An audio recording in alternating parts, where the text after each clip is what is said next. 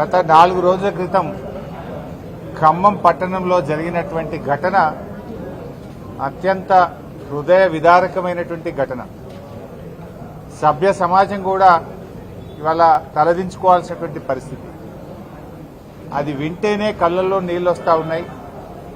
మరి అనుభవించినటువంటి వాళ్లకు, ఆ కుటుంబానికి ఎంత దుఃఖం ఉంటుందో ఒక్కసారి మన గుండె మీద చేసుకొని ఆలోచిస్తే మనకు తెలిసి వస్తుంది. దీన్ని ప్రతి ఒక్కరూ కూడా ఖండించాల్సిన అవసరం ఉంది. ఇటువంటి సంఘటనలు పునరావృతం కాకుండా ప్రభుత్వము, సమాజము అందరూ కూడా ఆలోచించాల్సినటువంటి అవసరం ఎంతైనా ఉంది. 12 ఏళ్ల అమ్మాయి, పాపం స్కూలుకు వెళ్లే అమ్మాయి, కనీసం అభం శుభం తెలియని అమ్మాయి, ఉక్కుపచ్చలారని అమ్మాయి. అలాంటి అమ్మాయి మీద ఇలాంటి సంఘటనలు జరిగితే అసలు మనం ఎక్కడున్నాము, మనం ఎటు పోతున్నాము అని ఎంతో బాధ కలుగుతా ఉంది. కనీసం సంఘటన జరిగిన తర్వాత అయినా ప్రభుత్వ స్పందన ఎట్లా ఉంది అంటే అది కూడా చాలా బాధగా ఉంది. ప్రభుత్వం, ఒక రాష్ట్రము, ఒక ప్రభుత్వము 12 ఏళ్ల అమ్మాయి మీద ఇటువంటి సంఘటన జరిగితే ప్రభుత్వం స్పందించాల్సిన తీరు ఇదేనా అని నేను అడుగుతా ఉన్నా. ప్రభుత్వానికి కనీసం బాధ్యత కూడా లేదా అని నేను అడుగుతా ఉన్నా. ఇవాళ ఈ ప్రభుత్వం చాలా నిర్లక్ష్యంగా ఆ పేషెంట్ పట్ల వ్యవహరిస్తూ ఉంది.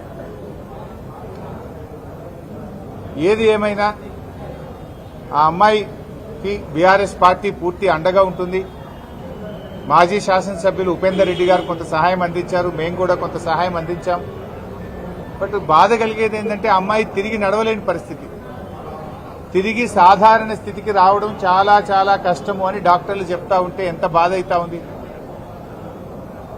అమ్మాయి జీవితం పోయింది ఈరోజు.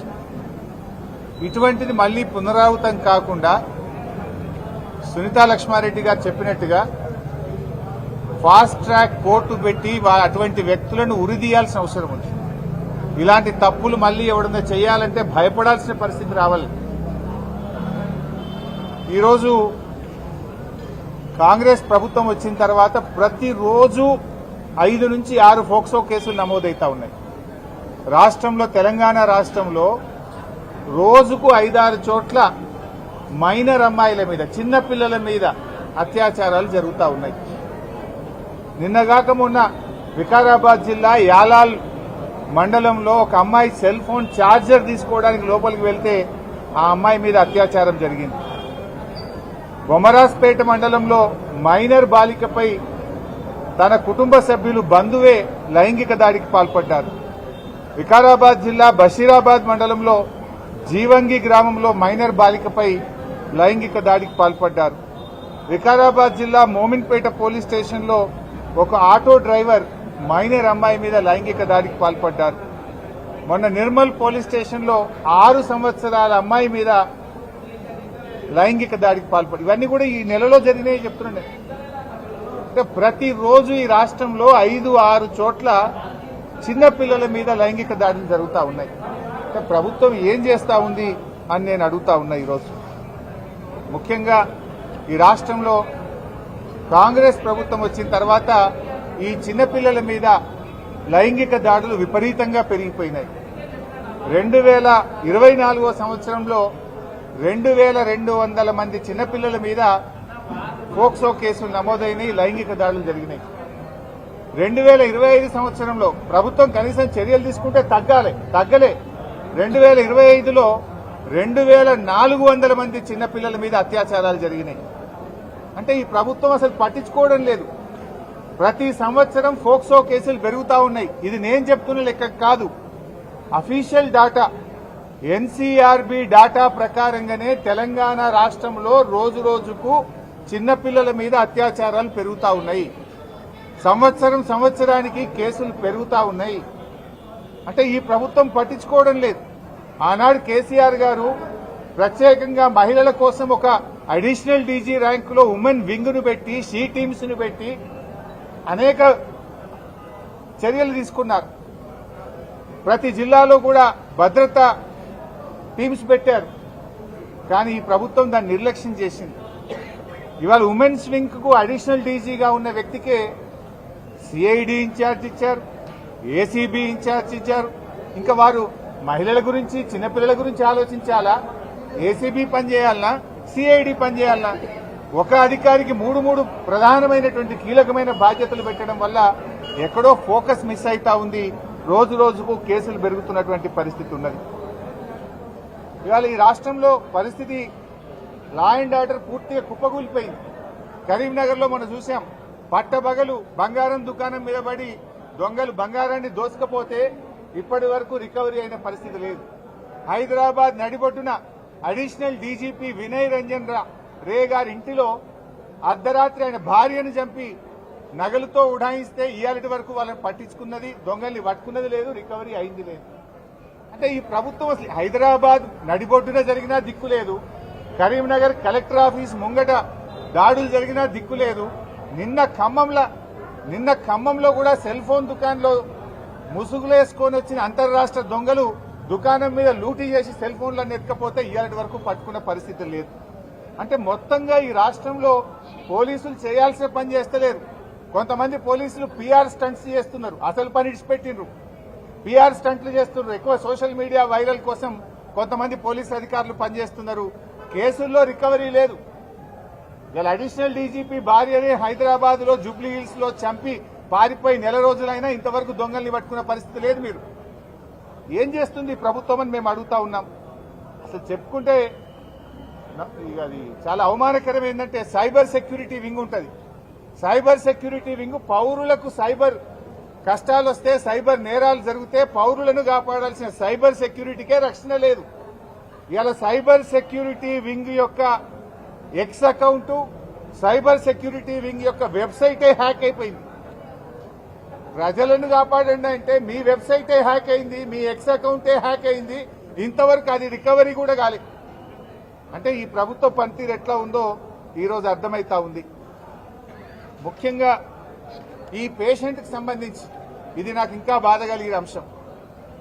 వాళ్ళు పాపం చాలా పేద కుటుంబం, రెక్కాడితే డొక్కాడని వాళ్ళు ఇళ్లలో పని చేసుకొని బతుకుతారు. వాళ్ళు ఇస్త్రీ చేసుకొని వాచ్మెన్ గా బతికే కుటుంబం.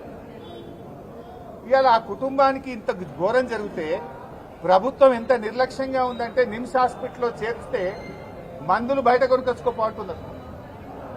ఆ కుటుంబం ఫస్ట్ ఖమ్మం ప్రభుత్వ ఆసుపత్రికి పోతే కేసు సీరియస్ ఉందని ఖమ్మం ప్రభుత్వ ఆసుపత్రి కేసు పట్టుకోలేదు, మీరు ప్రైవేట్లకు పోండి అన్నారు. ప్రైవేట్ లో ఖమ్మంలో 2 ఆసుపత్రులు తిరిగిండ్రు. ఒకడ 40,000 ఖర్చు అయింది, ఇంకొకడ 30-40,000 ఖర్చు అయింది. మళ్లీ సీరియస్ అయితే విషయం అంతా బయటకు వస్తే నిమ్స్ ఆసుపత్రికి తీసుకొచ్చిండ్రు. ఈ నిమ్స్ ఆసుపత్రిలో మరి ఆ జిల్లాలో ఒక ఉప ముఖ్యమంత్రి ఉంటాడు, 2 మంత్రులు ఉంటారు. వాళ్ళ కుటుంబమేమో పొంగులేటి గారి నియోజకవర్గం కుటుంబం, వాళ్ళు ఉండేది, వాళ్ళ ఓటర్లేమో పొంగులేటి గారి నియోజకవర్గం. సంఘటన జరిగిందేమో తుమ్మల గారి నియోజకవర్గం. కానీ మంత్రుల పట్టింపు ఎట్లున్నదంటే, పేదల పట్ల ఈ ప్రభుత్వం బాధ్యత ఎట్లున్నదంటే, ఇగో ఈ మందులు బయట కొనుక్కొచ్చుకోమని రాసింది. ఒక మందులేమో బాలాజీ మెడికల్ స్టోర్ బయట, నిమ్స్ లో డాక్టర్లు బయట కొనుక్కొచ్చుకోమంటే బాలాజీ మెడికల్ స్టోర్ లో మందులు కొనుక్కొస్తే ఇది 3,900 రూపాయల బిల్లు. ఇంకొక బిల్లు బాలాజీ మెడికల్ స్టోర్ లో 2,350 రూపాయల బిల్లు. ఇంకొక బిల్లు ఇది 730 రూపాయల బిల్లు. అంటే ఈ ప్రభుత్వము గా చిన్న పాపకు వైద్యం ఇప్పియలేని ప్రభుత్వమా? గా పిల్లల్ని కూడా బయట మందులు కొనుక్కొచ్చుకోమంటారా? నిమ్స్ ఆసుపత్రి అంటే ప్రభుత్వ ఆసుపత్రి, పేదలకు వైద్యం దొరుకుతుంది అనుకుంటారు. కానీ అలా ఈ 3 బిల్లులు కనీసం ఇంత సంఘటన జరిగి విషయమంతా బయటకు వస్తే జిల్లా కలెక్టర్కో, శిశు సంక్షేమ శాఖకో, దాని మంత్రి గారికో, ఈ ముఖ్యమంత్రికో, జిల్లా మంత్రులకో కనీస బాధ్యత లేకుండా ఈ ప్రభుత్వం వ్యవహరిస్తుందనడానికి ఆ పేషెంట్ బయట బిల్లులు పెట్టి తెచ్చుకున్న పరిస్థితి, బయట డబ్బులు పెట్టి మందులు కొనుక్కున్నటువంటి పరిస్థితి. అంటే ఈ ప్రభుత్వం వైద్యం కూడా ఇయ్య చేతనైతే లేదు. మేము వస్తే మాత్రం 100 మంది పోలీసు వాళ్ళు వచ్చి వీడికి, కానీ ఇక పేషెంట్ కు మందులు కొనిచ్చి ఇంత వైద్యం ఇప్పించే తెలివి లేదు. కానీ ప్రతిపక్షం వాళ్ళు వస్తే మేము మాకంటే ముందు 15 గంట ముందు మంత్రి గారు వచ్చిపోయినరు, మేము రాగానే 100 మంది పోలీసు వాళ్ళు వచ్చిండ్రు. ఈ పోలీసు వాళ్ళు వచ్చుడు కాదు, చేతనైతే ఆ పాపకు మంచి వైద్యం ఇవ్వండి, ఈ మందులు కొనుక్కొచ్చుకోమని ఏంది బయట.